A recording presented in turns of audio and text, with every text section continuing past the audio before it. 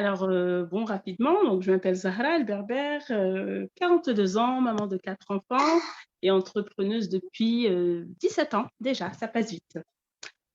Donc un grand tremblement de terre, sans exagérer sur le mot, cette formation. Karima a passé 4 jours très, très intensifs avec moi. Ça a été, vraiment, révélateur, c'était le but, mais ça a surtout été, douloureux.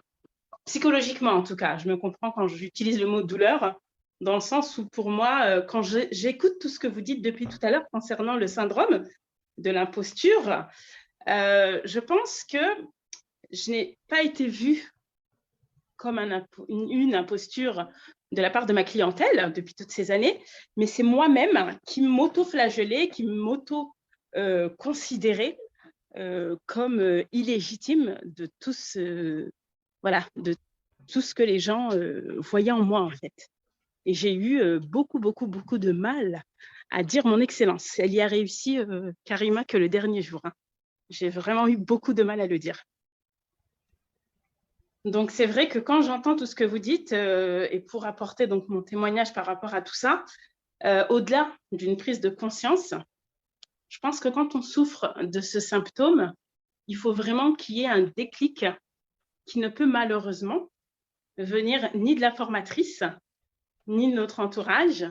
Il peut venir que de nous-mêmes. Après, ça dépend peut-être des cas, hein, c'est probablement du cas par cas, mais pour ma part, en tout cas, ça a été un acheminement très, très délicat, on va dire. Voilà. Alors, que dire de plus? Ben, effectivement, le syndrome de l'imposteur, c'est quelque chose qui a fait que je me suis renfermée sur moi-même, malgré mes compétences et malgré un parcours sur 3 continents différents quand même, en Europe, en Amérique et également au Maghreb.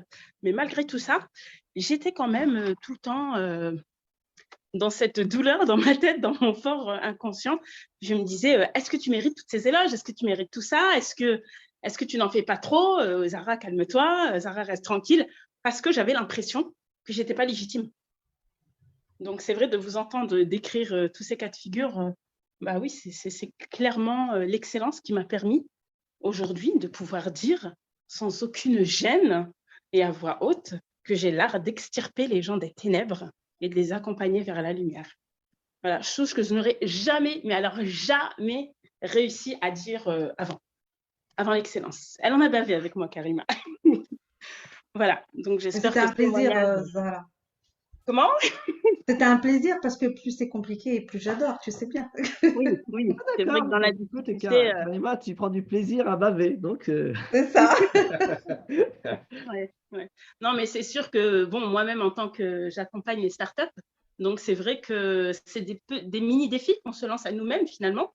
Ou moi aussi, je veux dire, un snack qui fonctionne plutôt bien, il veut juste en rouvrir un deuxième, je vais le faire, mais voilà, je vais prendre le client, je vais prendre le contrat sans vraiment être passionnée par ce que je vais faire. Alors qu'une entreprise qui est au bord, mais vraiment à 2 doigts de la faillite, alors là, je vais me donner un plaisir fou voilà, à faire à ce qu'elle fonctionne et surtout à ce qu'elle se développe. Donc, je te comprends, Karima, quand tu dis que tu aimes quand c'est difficile. Je pense qu'on est tous un peu dans cette optique.